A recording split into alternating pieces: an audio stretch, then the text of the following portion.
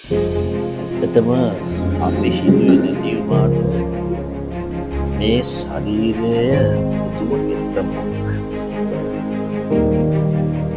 සුභාධර්මයේ මාර ලස්සනට මේක නිර්මාණය කරනවා. හැබැයි එතනදීම කියන්නේ නම් අපේ කර්මය අසන්දීපක් තමයි. අවබෝධ කරගන්න පුළුවන් වුණොත් එතනදීම මරණය. ඒක එකට ඇඳුණු තුන්ඇත්තු නවකතාවක්.